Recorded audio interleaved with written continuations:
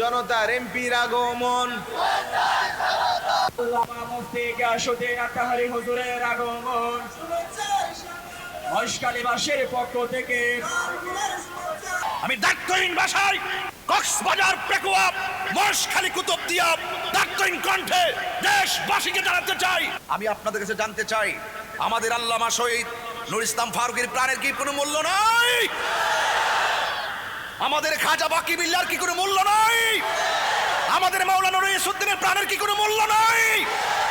অনতি বিলম্বে আপনাদের সকলকে আহলে সুন্নাত ওয়াল জামাতের যেই সমস্ত মানুষদেরকে নির্মমভাবে পৈশাচিকভাবে হত্যা করা হয়েছে, অনতি বিলম্বে দিব্যি ঘুরে ফেরা ঘাতক হায়নাদেরকে অনতি বিলম্বে গ্রেফতার করে সর্বোচ্চ শাস্তির কার্যকর করতে হবে।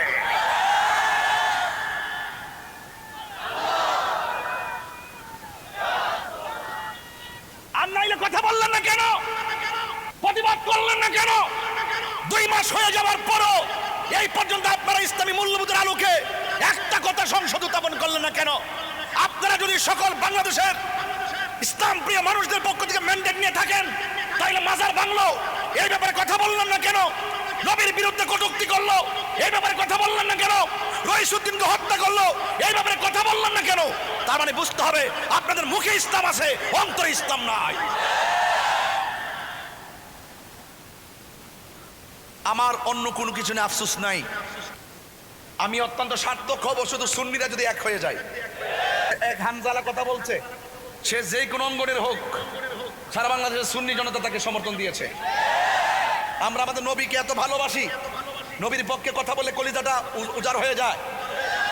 সে কওমীকরণ হতে পারে যখন সে সংসদে দাঁড়াইয়া বলছে যে এই দেশে যারা নবীর বিরুদ্ধে কথা বলবে তাদের সর্বোচ্চ শাস্তির বিধান কার্যকর করতে হবে, এবং দায়িত্বহীন কণ্ঠে বলছে যে আমার নবীকে যারা শেষ নবী মানে না তাদেরকে অমুসলিম ঘোষণা করতে হবে। দায়িত্বহীন ভাষায় বলার পরে আমাদের মন ঠান্ডা হইছে। আমরা এটাই চেয়েছিলাম, আমাদের জীবন তুচ্ছ, মোস্তফার মহব্বত আমাদের কাছে সবার শ্রেষ্ঠ। কিন্তু তার ডানে বামে সামনে পিছনে অনেক ইসলামী দলের লোকজন বসা ছিল, যারা ইসলাম কায়েম করতে চায়, যারা শরিয়া কায়েম করতে চায়, যারা তো টিকিট দিদি পুরো সব ব্যস্ত বাড়াই দিছিল। হ্যাঁ, আমি ভাবছিলাম যখন হানজালা বক্তব্য দিছে, আমি মনে মনে ভেবেছিলাম যে ওই সমস্ত ধর্ম যারা ধর্মের নামে কথা বলেছে, যারা বলেছে আমরা ইসলাম প্রিয়, তারা মনে হয় টেবিল থাপড়ায় ভাঙ্গে ফেলাইব। দেখলাম যে একটা কথাও বলে নাই। তার মানে বুঝতে হবে নবী বড় জিনিস না, নবীকে ইউজ করে, ইসলামকে ইউজ করে তারা এই দেশ এবং দেশের মানুষের বিপরীত অবস্থা নিতে চায়। বন্ধু, আমি ওয়াজ শুরু করে দিয়েছি, আর ডানে বামে যাওয়া যাবে না রে বাবা। যদি পারেন একটু চোখের পানি ফেলে বাড়িতে যাবেন। আমি কিন্তু যাই বলি না কেন কাউরে আমি আঘাত করছি না, আমি শুধু ওই কথা বলতে চাই ভাই রে, একদিন দিয়ে তো মইরাই যাবেন। দুনিয়ার স্বার্থের জন্য কত মুনাফিকি করবেন, দুনিয়ার স্বার্থের জন্য কত সত্যকে আড়াল করবেন, দুনিয়াদারির জন্য কত নিজের ব্যক্তিত্বকে জলাঞ্জলি দিবেন। কথা কনা ঠিক কিনা? আমি কাউকে আঘাত দেওয়া উদ্দেশ্য নয়। আমার বাপও যদি নবীর বিরুদ্ধে বলে আমি বলবো, আমি ছাড়বো না। আমার বাবার চাইতে নবীর দাম কম না বেশি? এই জন্য আমি বলেছিলাম যখন মানুষ ফুলসিরাতের উপরে উঠবে তখন বলবে তোমার ইমানের হিসাব দাও। সে বলবে আল্লাহ তোমাকে আমরা এক বলে জানি। একটু আওয়াজ করে বলুন আল্লাহ কি 2 জন না 1 জন? সবাই আমার সাথে পড়ুন, কুল্লুহু আল্লাহু আহাদ আল্লাহুস সামাদ লাম ইয়ালিদ ওয়া লাম ইউলাদ ওয়া লাম ইয়াকুল লাহু কুফুয়ান আহাদ। এই সূরাটা সবাই পড়তে হবে। কুল্লুহু আল্লাহু আহাদ لم يلد ولم يولد ولم يكن له كفوا أحد। আরেকবার পড়েন ভাইরা আমার, قل هو الله أحد لم يلد ولم يولد ولم يكن له كفوا أحد। জোরে জোরে কি আল্লাহু আকবার বলা যাবে না? কয়বার বললাম? হাদিস শরীফের মধ্যে এসেছে, কেউ যদি সূরা ইখলাস একবার পড়ে কোরআনের 30 পারার মধ্যে 10 পারা সওয়াব দেওয়া হবে। 22 বার পড়লে 20 পারা খতমের সওয়াব দেওয়া হবে। 3 বার যদি পড়েন রে বাবা, তাহার আমল নামায় গোটা 1 খতম কোরআন তেলাওয়াতের সওয়াব দেওয়া হবে। ও মুরব্বি আব্বা, একটু সূরা ইখলাসটা বেশি বেশি করে পড়বেন। ও যুবক ভাইরা, প্রতি ওয়াক্ত নামাজের মধ্যে সূরা ইখলাস রাখবেন। ও আমার আম্মারা, যেই বাসায় খাওয়া দাওয়া করলাম, এরা দেখলাম অনেকে ভক্ত, অনেক আগ্রহের সাথে অনেক অনেক বেশি রান্না বান্না করে আমাদেরকে মেহমানদারি করেছেন। অনেক মকসুদ আছে, আল্লাহ যেন এদের মকসুদটা পূরণ করে দেয়। ও যুবকের দল, ও আমার মা, প্রতিটা ওয়াক্ত নামাজের ভিতরে অন্তত পক্ষে সূরা ইখলাসটা রাখবেন। এটা ছিল মা ফাতেমার অভ্যাস।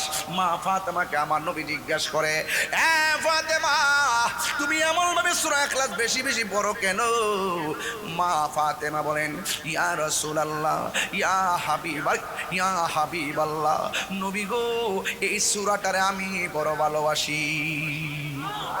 আমার নবী, আপনার নবী বলেন, ফাতেমা, এই সূরাটা যারা কিয়ামত পর্যন্ত মহব্বত করে তেলাওয়াত করবে, সকালে 10 বার পড়বে, সন্ধ্যা বেলায় 10 বার পড়বে, আমার আল্লাহ রাব্বুল আলামিন পাঠকদের জন্য জান্নাতের ভিতরে আলাদা করে বালাখানা বানায়া দিবে।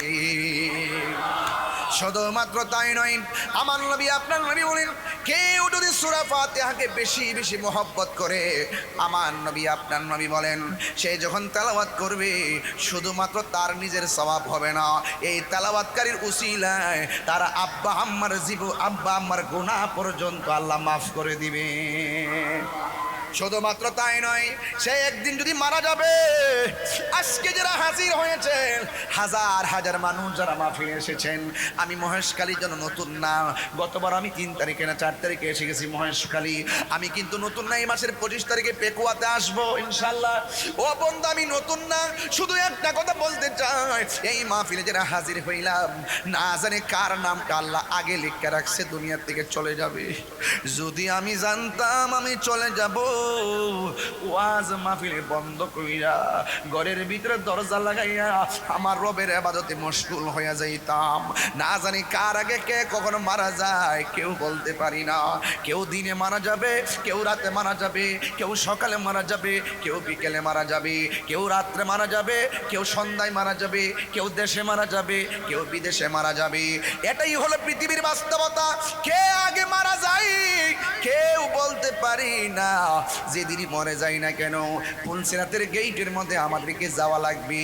এবার বান্দারা, আল্লাহ রাব্বুল আলামিনের হাবিব বলতেছেন, পৃথিবীর মানুষ, তোমরা যারা সূরা ইখলাসটা মনোযোগের সাথে পড়বা, তুমি যেদিন মারা যাইবা, তোমার জানাজার ভিতরে আপনজনরা সারি বাইন্দা যাইব, ভাই যাইব, দাদা যাইব, বাবা যাইব, বন্ধু বান্ধব সবাই মহেশখালী কুতুবদিয়ার বিভিন্ন ঈদগাহ মাঠে হাজির হয়ে যাবে।